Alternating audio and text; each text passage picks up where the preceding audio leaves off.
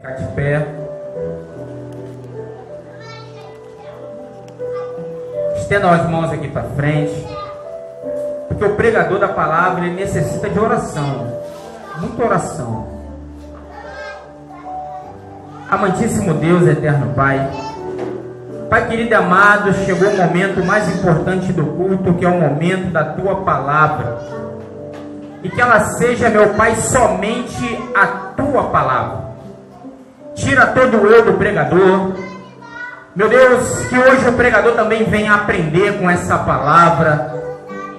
E que cada pessoa que entrou aqui, que ela venha sair daqui com uma resposta do Senhor, inclusive o pregador.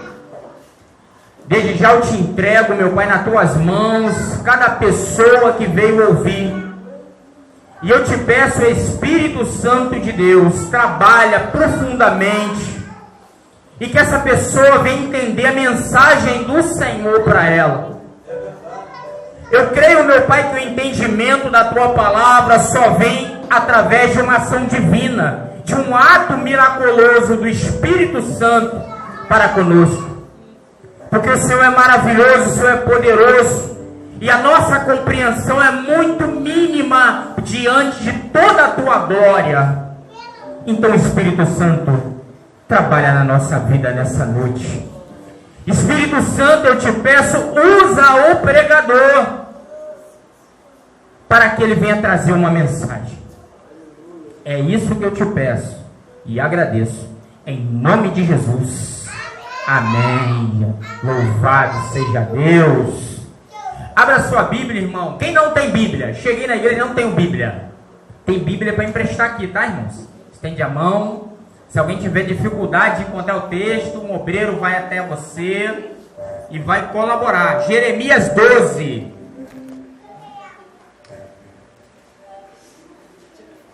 Jeremias 12 é o tema da pregação. Louvado seja o nome do Senhor. O tema da pregação hoje é caminhando sozinho e fazendo a vontade de Deus. Será possível? Quem achou, diga amém. Amém. Ih, tá fraco, tá fraco. Jeremias 12. Obreiros, ajudem quem está com dificuldade de achar.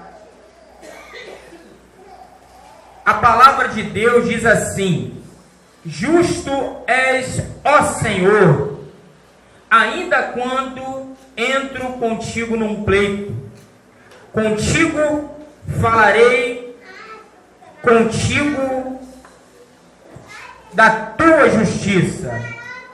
Porque prospera o caminho dos ímpios?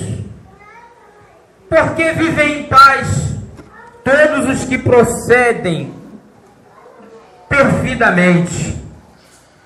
Plantaste-os e eles se arraigaram, crescem e dão fruto. Tem nos lábios, mas longe do seu coração. Tu, porém, ó Senhor, me conheces. Tu me vês e provas o meu coração para contigo. Impele-os como as ovelhas para o matadouro, e prepara-os para o dia da matança. Até quando lamentará a terra e se secará a erva de todo o campo, pela maldade dos que nela habitam? Perecem os animais e as aves, pois eles dizem: ele não virá nosso fim. Resposta do Senhor a Jeremias: se te fadigas correndo com homens que vão a pé, como poderás competir com cavalos? Se tropeças numa terra segura, o que fará nos bosques do Jordão? Até os teus irmãos e a casa do teu pai te traíram. Eles mesmos clamam após ti em altas vozes. Não confie neles, ainda que te digam coisas boas. A igreja pode sentar, em nome de Jesus. O profeta Jeremias, irmãos, foi um grande homem de Deus. Foi um profeta chamado pelo Senhor. Talvez você entrou aqui na igreja hoje e você é uma pessoa que tem um chamado do Senhor. Talvez você seja um presbítero, um pastor, um obreiro, está afastado dos caminhos do Senhor, mas você tem um chamado de Deus. E o tema da pregação hoje é caminhando sozinho e fazendo a vontade de Deus. Aqui, meus irmãos, nesse texto, o profeta começa a questionar a Deus, porque os inimigos do Senhor, porque os inimigos da palavra, porque aquelas pessoas, Diácono Vange, que não estavam de acordo com a vontade de Deus, prosperavam. E o profeta aqui entrou em crises, né? Entrou numa crise teológica, porque não entendia. Porque naquela época, Diácono Vange, Deus tinha uma promessa com o povo de Israel. E a promessa era a seguinte: se o povo fosse fiel e obediente, Deus prosperaria os caminhos deles. Eles seriam bem-sucedidos.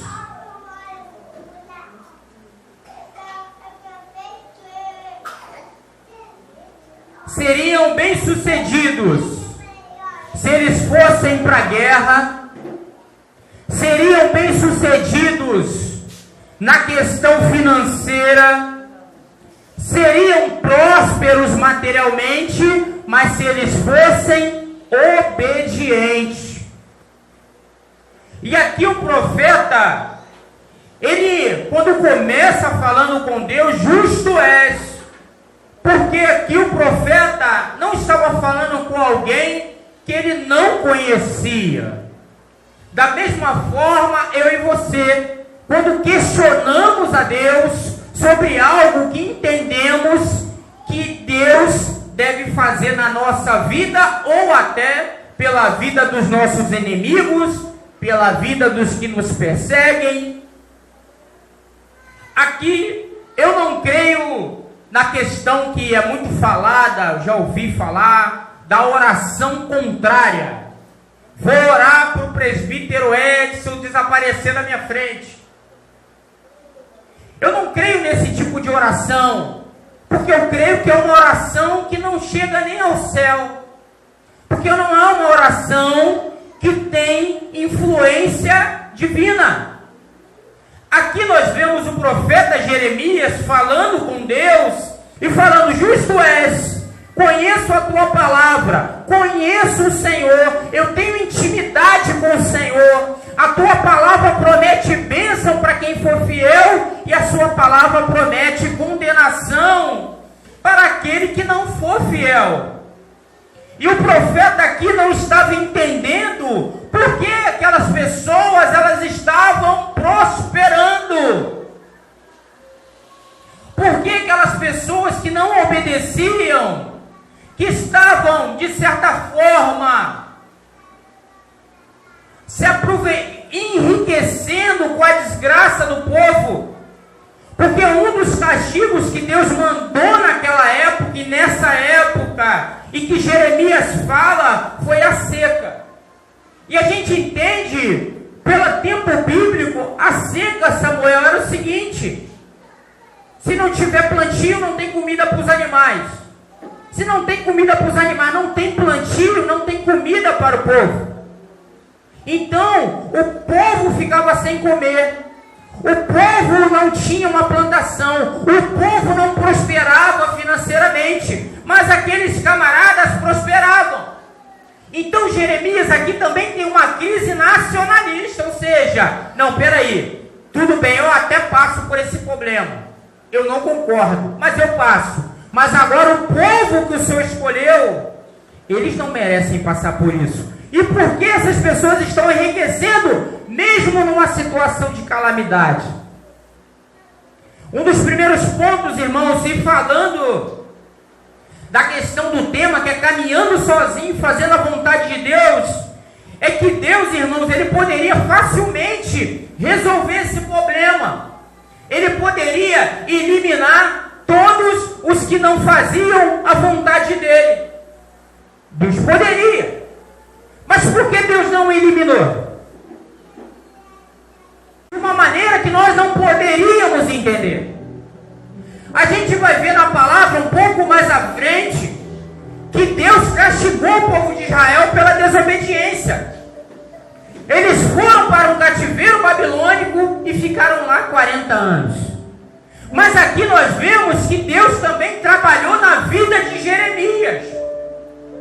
Porque para Jeremias, aos olhos naturais, ele só via que a condenação, mas ele não via o tratamento. E assim também, irmãos, é na minha e na tua vida. Às vezes a gente passa por uma dificuldade, por uma situação difícil, talvez próxima de Jeremias, eu duvido. Ele passava por uma situação, o diácono Vange, bem pior. Mas a gente começa a olhar para a circunstância, começa a olhar para o problema, começa a olhar para o diabo e começa a questionar Deus. A gente quer que Deus ele faça o que a gente quer. Mas Deus ele não veio fazer o que a gente quer. Ele veio fazer a vontade dele na nossa vida. E aqui Deus ele estava tratando com Jeremias. Aqui Deus estava mostrando para Jeremias que embora ele vivesse numa sociedade que a maioria deles não era a favor da palavra, e por incrível que pareça, o rei naquela época, Josias, ele era um rei, foi um bom rei. Ele era um rei temente ao Senhor. Ele era um rei que adorava a Deus. Ele era um Deus que queria que o povo também adorasse a Deus. Mas o problema estava no rei, estava no profeta? Não. O problema estava no povo. Não estava no rei e não estava no profeta. Mas a minha Bíblia vem me mostrar que Jeremias também passou por essa crise.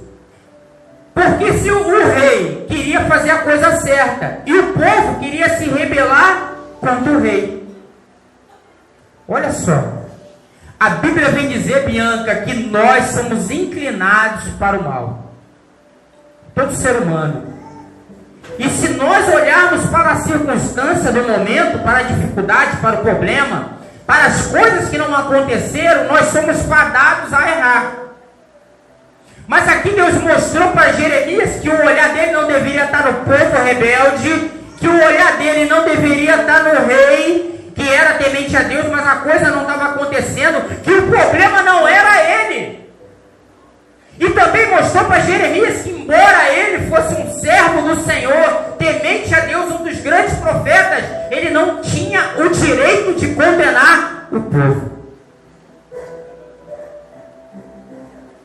Porque às vezes, irmão, por a gente fazer a coisa certa aos nossos olhos, por às vezes a gente querer, assim, não, peraí, eu sou profeta, eu sou ungido, eu conheço a palavra, e o meu irmão, ele está todo errado.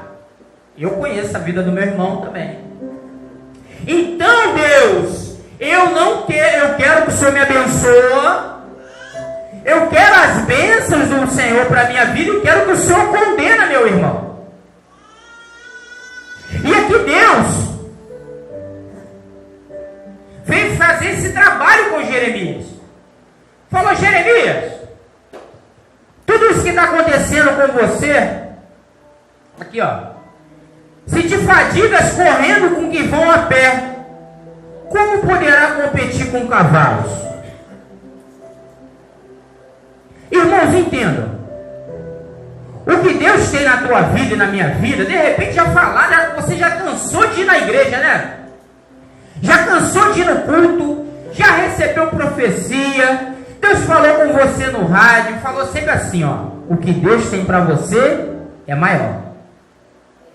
Os sonhos de Deus para a sua vida são maiores do que os teus.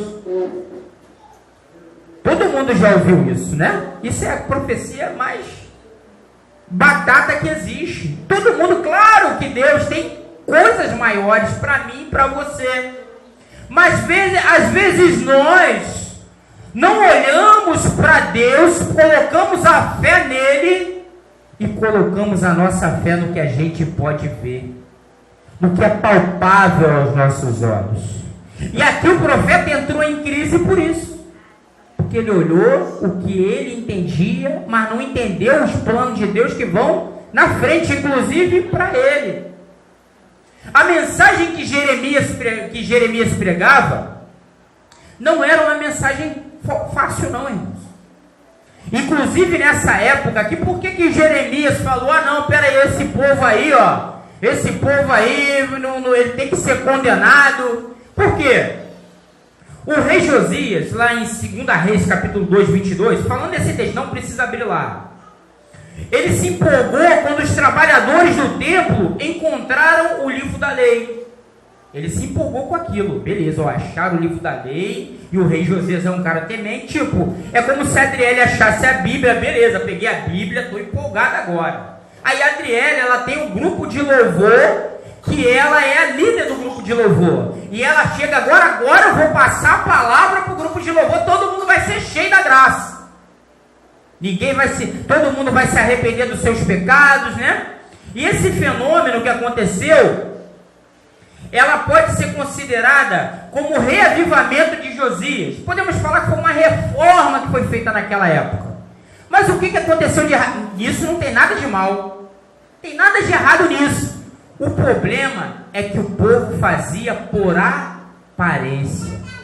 Aparentemente, eles seguiam a palavra, aparentemente, mas o coração deles estava longe de Deus. E como Jeremias sabia disso? Porque Deus passava para Jeremias. Jeremias, esse povo me honra com os lábios, ou seja, de boca para fora. Jeremias, esse povo é simpatizante da minha palavra, pode pregar condenação. Então Jeremias estava pregando condenação.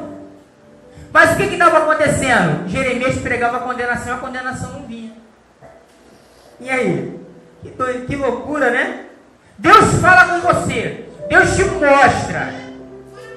Mas, poxa, eu estou pregando e não acontece. Sabe por quê, irmãos? Porque a obra de Deus na nossa vida, quando Deus te dá uma mensagem, quando Deus te dá uma obra para você fazer, ela pode ir inclusive além da tua vida. Tu pode fazer uma obra hoje, que ela vai frutificar lá na frente, e você não vai desfrutar daquilo. Abraão foi o pai da fé, correto? E aí? Ele viu a nação de Israel chegar naquilo? Não. Mas ele é o pai daquela nação. Então é isso na minha e na tua vida, irmãos. E Jeremias, como eu falei, o povo só obedecia externamente, mas o coração dele estava longe. Então Jeremias, ele sabia, por esse coração estar longe, que na primeira oportunidade que eles tivessem, eles iam abandonar Deus e adorar deuses estranhos.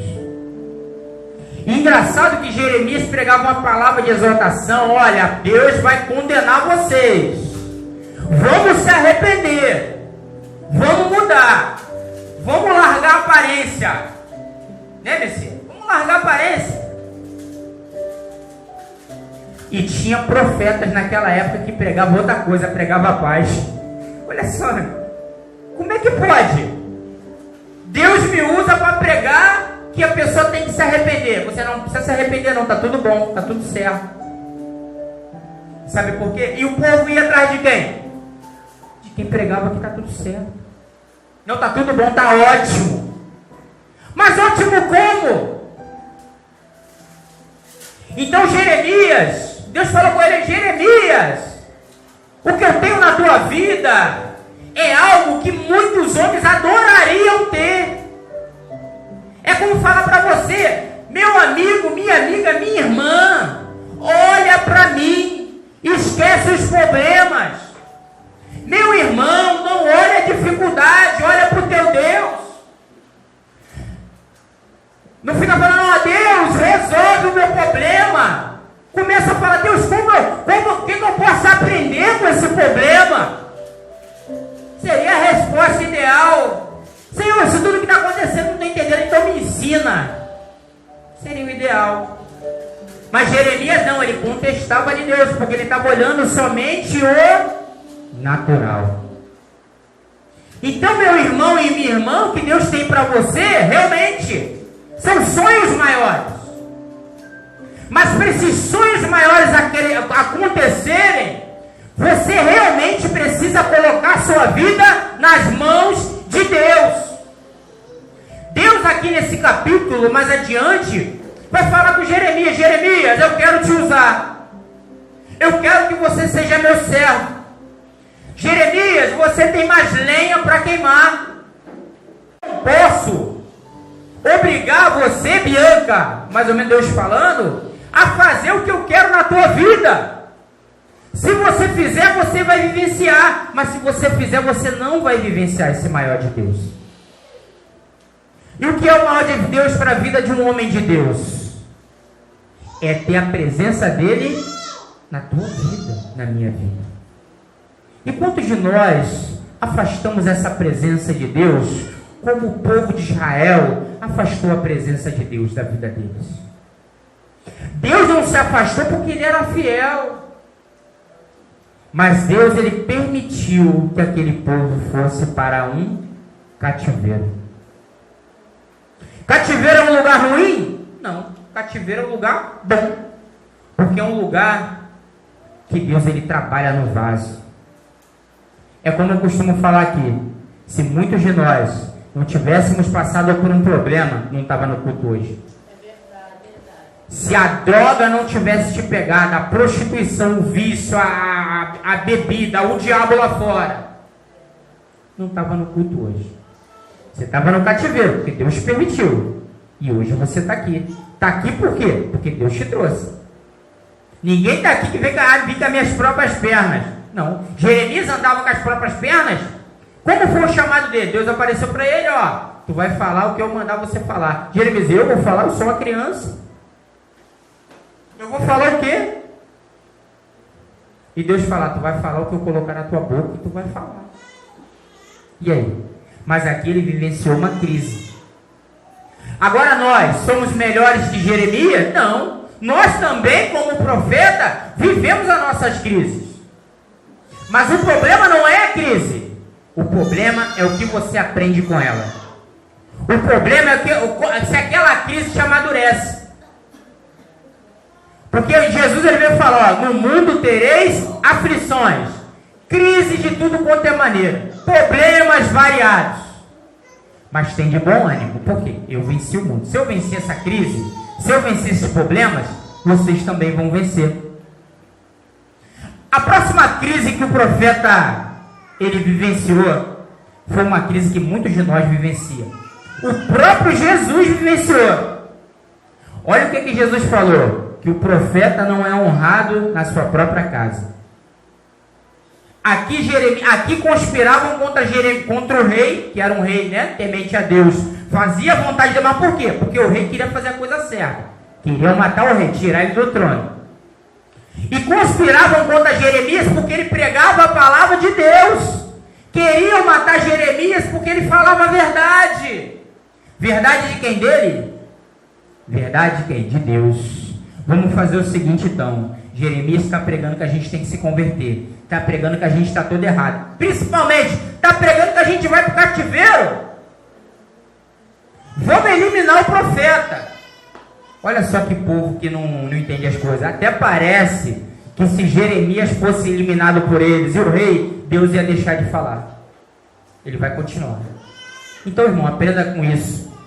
Na tua vida, se as pessoas se levantarem contra você, porque você está fazendo a coisa certa, se tua família não reconhece você como homem e mulher de Deus, Entenda, você não é o primeiro que passa por isso.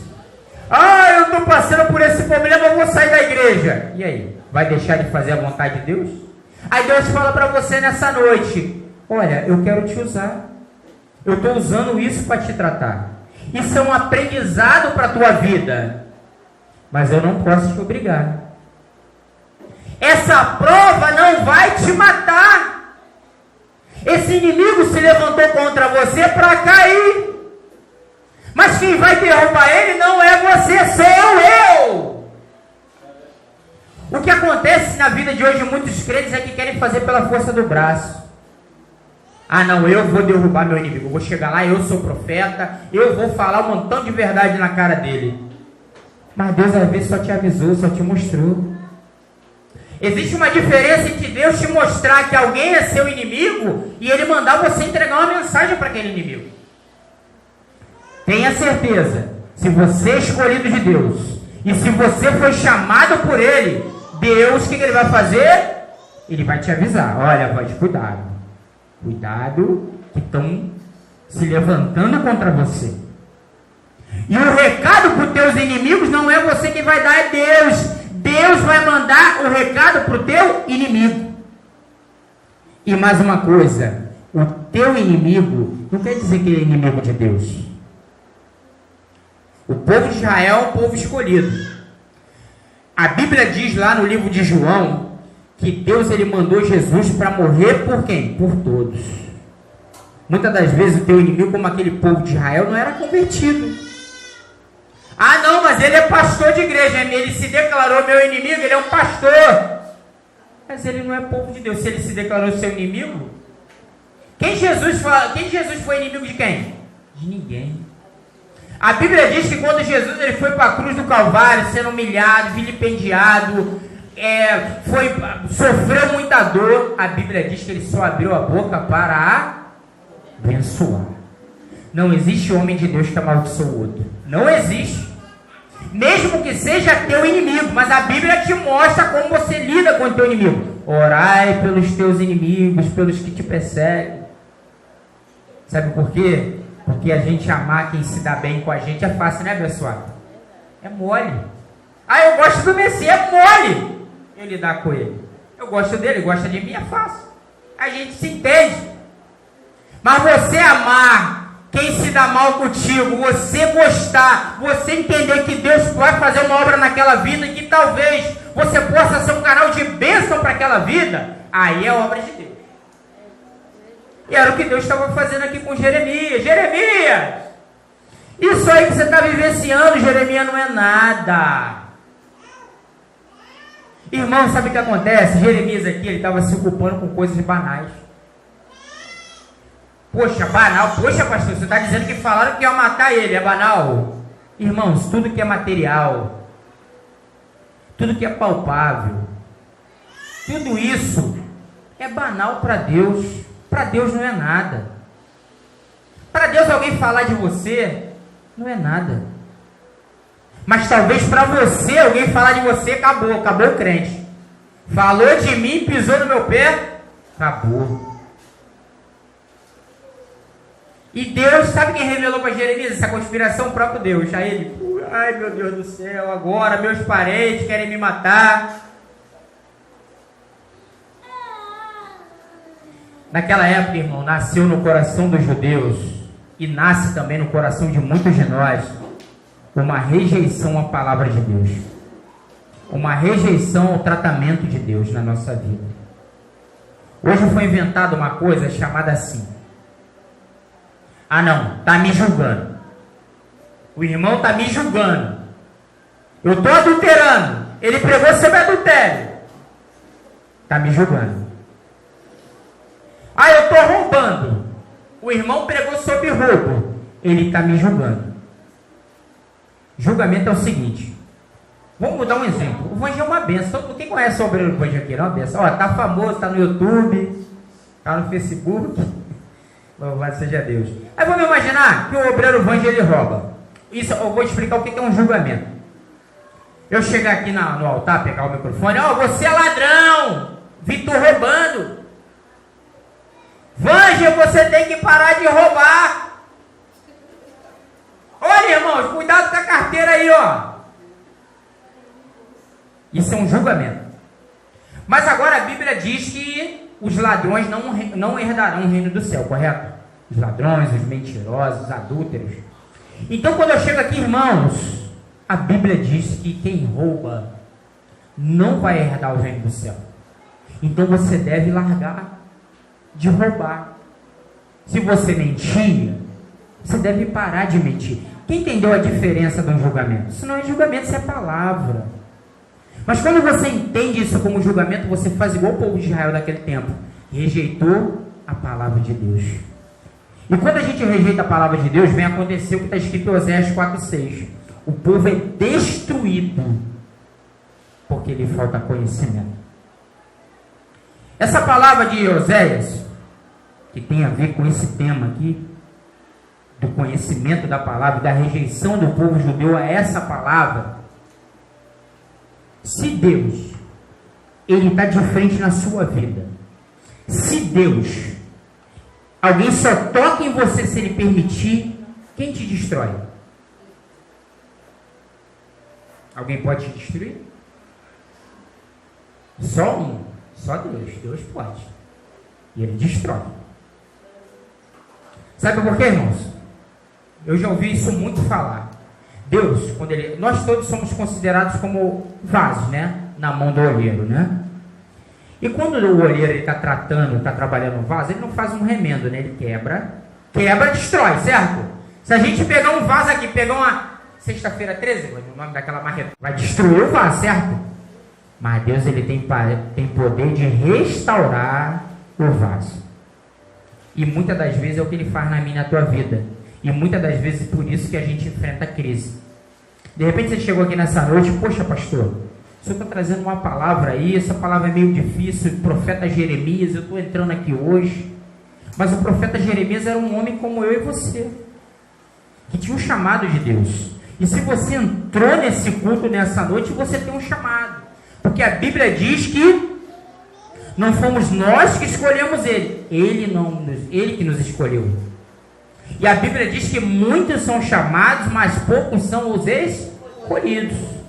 E esse tema aqui vai falar disso. Ele falou para Jeremias: Jeremias, eu quero te usar. Eu te escolhi. Mas e aí? Agora é com você. A questão é que a gente rejeita a palavra e deixa de ser escolhido. Abre mão da escolha de Deus para a nossa vida.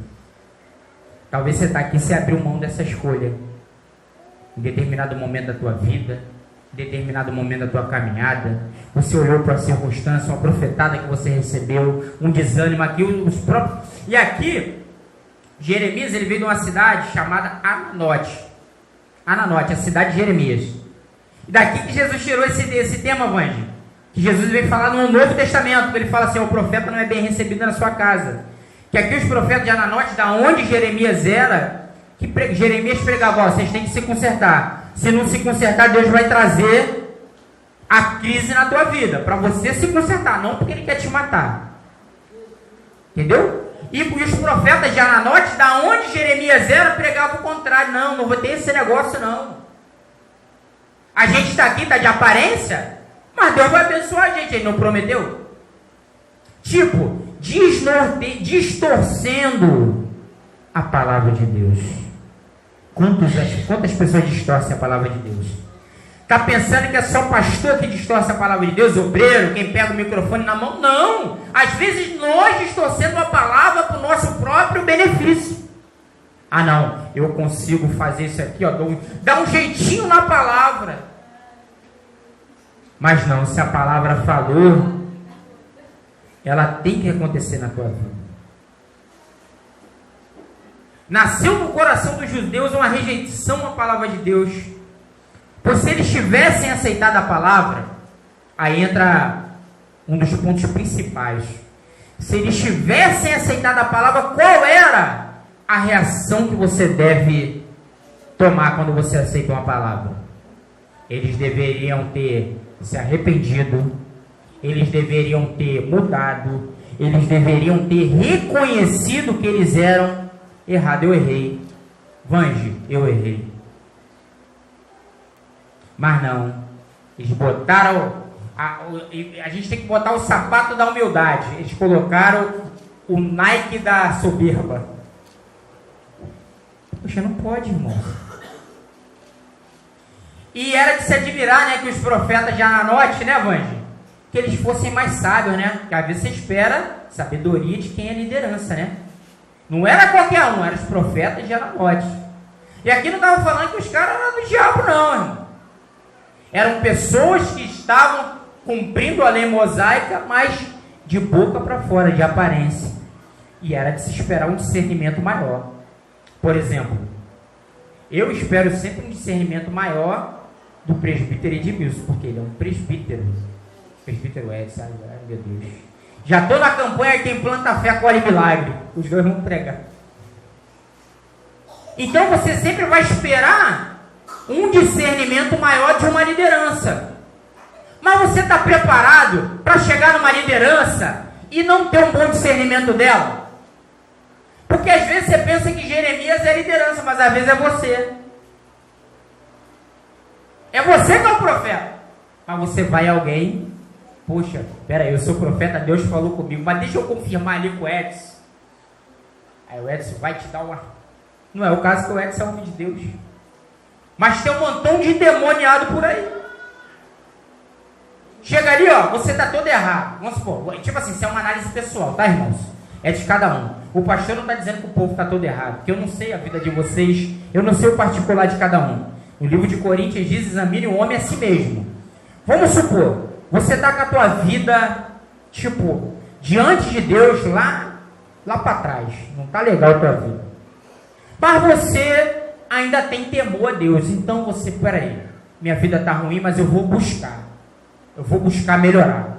Eu vou lá, vou orar, vou subir um monte de Irajá, escada de Jacó, vou subir lá para orar, para pedir a Deus, para Deus me ajudar. Eu estou com a minha vida toda errada, toda torta. Tá bom.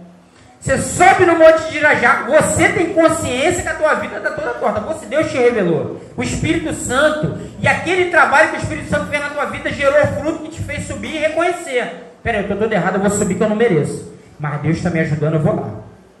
Nessa subidinha, aparece um profeta de Ananote, profeta do Satanás. Irmão, Deus é lindo o que Deus tem na tua vida. Irmão, que olha o que eu estou vendo aqui, é quase o que Paulo viu no terceiro céu lá na tua vida. Mas você sabe que aquilo não pode acontecer futuramente, depende de você. Mas você sabe que nada daquilo está acontecendo na tua vida. Mas o cara fala. Mas por quê? Porque se você não reconhecer o teu erro, Deus não opera na tua vida. E o diabo, ele é o quê? Estrategista, irmão, inteligente. Não, você não está errado não. Quem está errado é o Edson. Pede perdão, ele nada não. Ele tem que ir em você pedir perdão. Você tratou mal teus vizinhos, está certo, teus vizinhos são tudo endemoniados. Não, você está certo, irmão, você é profeta, você é homem de Deus. E manda você agir contrário à palavra de Deus. Entenda, existe por aí muitos profetas de Deus, existe muitos pastores de Deus aí, mas nenhum pastor de Deus, nenhum profeta de Deus vai te ensinar algo que seja contrário à Bíblia. Diferente se você subir, olha, varão, Deus te trouxe aqui, Deus ministrou com você que você está errado, mas hoje Deus vai mudar a tua história porque você reconheceu. Isso é uma profecia de Deus. Então, não espere dos homens. Jeremias esperava dos homens. Não espera nada do homem, não. Não conta com o homem para a tua obra à frente. Conta com Deus. Não conta com recurso material. Ah, não, eu só vou fazer se eu tiver o recurso. Conta com Deus. Ninguém está mandando você fazer algo de orelhada. Entenda. Mas estou dizendo que a tua dependência não pode ser do que é palpável. A tua dependência tem que estar em Deus.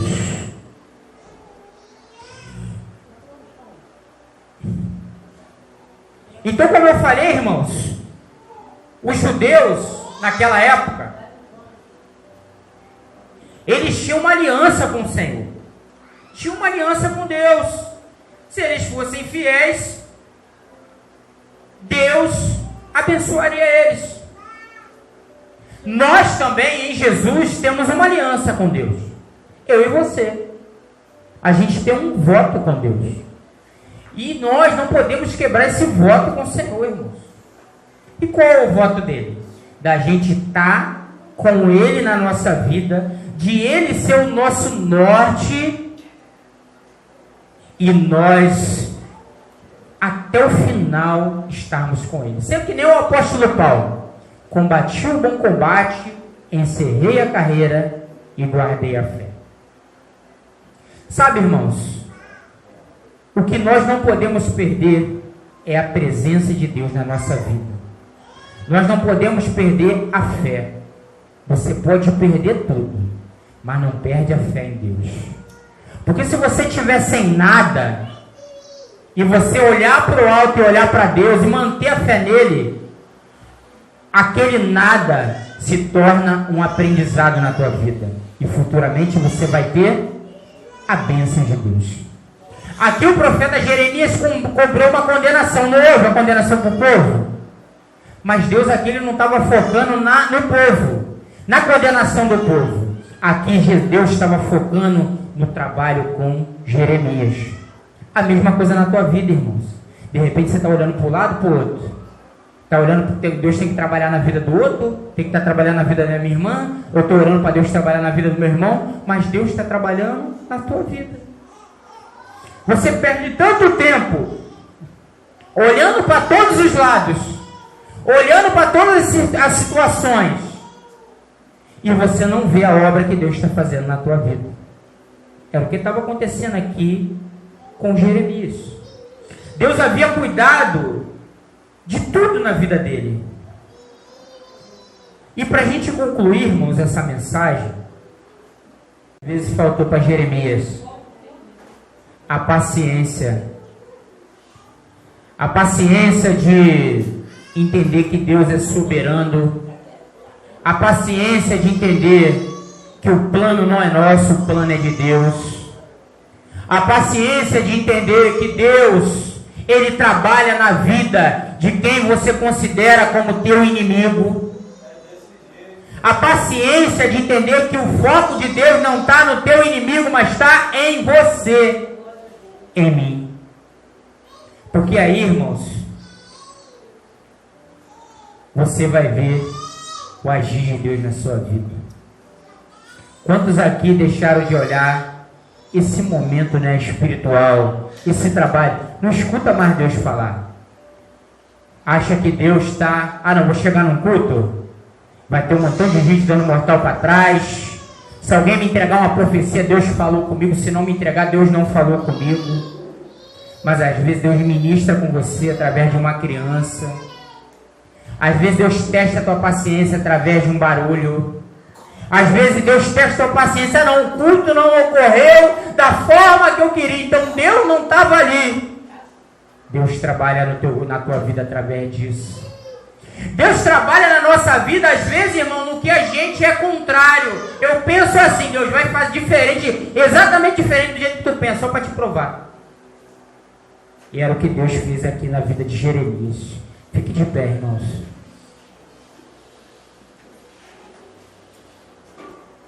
Jeremias, irmãos, ele viu uma terra arruinada.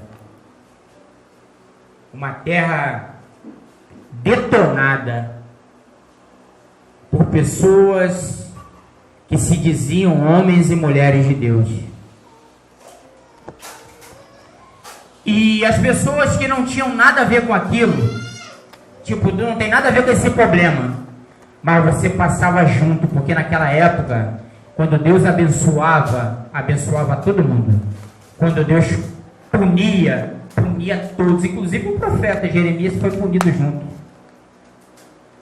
Então, irmãos, de repente você está passando por um momento desse na tua vida. Você, poxa, eu estou sentindo que eu de certa forma estou numa crise que não passa. Eu estou num sofrimento sem fim. Eu estou numa terra arruinada, que nem o profeta falou. Minha terra está detonada. Mas a gente entendeu aqui que a terra, Deus detonou a terra, Deus mandou aquele povo para o cativeiro para tratar aquele povo. E essa situação, irmão, que passou pela tua vida, te trouxe no culto hoje, ou você que é obreiro, de repente precisa evoluir nisso espiritualmente, foi para te moldar, te trabalhar, fazer de você um cristão verdadeiro e principalmente te salvar. Quantos de nós, né, abrimos mão da salvação? E quanto tempo Deus vai arruinar nossa terra para a gente poder ser salvo? Sabe por quê, irmãos? Aquela época Deus tinha Deus tinha um compromisso com uma nação, certo? Com o povo. Hoje Deus, ele tem um compromisso com cada um de nós, comigo e com você.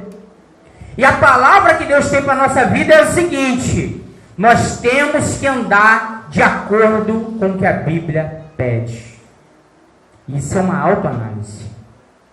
O teu problema não é o teu maior problema. A tua crise não é a maior crise. Qual é o pior? Jesus falou: é melhor você ir para o céu faltando um olho do que você ir para o inferno com os dois, não é? É melhor ir para... Ah, não, eu estou doente, cara. Eu venho para a igreja, eu não sou curado. Já fui na corrente da Universal, já fui na restauração, já fui na oração do monte da irmã de fé. E eu não sou curado porque, irmão, a tua terra, ela está arruinada porque Deus, ele quer te salvar. E às vezes, irmão, Deus não vai nem te curar. Porque se ele te curar, não vem mais para a igreja. Igreja que eu digo, não é as paredes, não. A gente tem que sair daqui, lá fora, e continuar sendo igreja. Será que nós podemos ser igreja? Podemos, irmãos. Deus, ele pode usar eu e você mais do que usou Jeremias. Jesus falou para os discípulos, né? Coisas maiores serão feitas através da vida de vocês. Os discípulos viram Jesus fazendo um milagre, curando, expulsando demônio. Isso aí não é nada pelo que eu tenho para fazer com vocês. Tem alguém nessa noite, irmão, que está afastado dos caminhos do Senhor, está com a terra arrasada e quer voltar para os caminhos de Deus? Ouvir essa palavra: olha, pastor Jeremias, olha, eu estou mais ou menos que nem Jeremias, estou em crise. Estou em crise ministerial, estou em crise, estou afastado, estou em crise, minha vida está arruinada. Vem aqui na frente e deixa Deus mudar a tua história. Louvado seja Deus. Tem mais alguém, irmãos, que quer voltar para Jesus nessa noite? Olha, Jesus é o melhor líder que existe. Sabe por quê? Porque Jesus é o único que investe em quem ninguém nunca vai investir. Já viu investidores? O Warren Buffett, o cara tem um montão de planilha lá, ele só investe no que vai dar dinheiro para ele, que vai trazer retorno. Jesus, ele investe em quem ninguém dá nada, cara. A sociedade renega. Estou muito feliz pela vida de cada um que está aqui voltando para o Senhor, tá? Irmãos, louvado seja o nome do Senhor. Vou falar uma coisa para vocês. Não sei se vocês já tiveram algum contato com o Evangelho, de repente foram feridos no tempo que tiveram em alguma igreja, ou se estão simplesmente aceitando Jesus pela primeira vez. Eu quero dizer que muitas pessoas vão se afastar de vocês. Eu sempre falo isso, né? Todo culto. Sabe por quê, irmãos? Porque tem os amigos de verdade, eles vão ver Deus na vida de vocês. E nem todo mundo quer ver Deus. Nem todo mundo, tem gente que rejeitou a Deus. Vocês vão perder muitos amigos, muitos. Mas isso não é má notícia. Vocês vão ganhar uma família nova. Vira para lá. Aqui nós ainda não somos muitos, mas seremos uma multidão em nome de Jesus. Olha, nós temos os grupos da igreja. O Vange é o líder dos novos convertidos.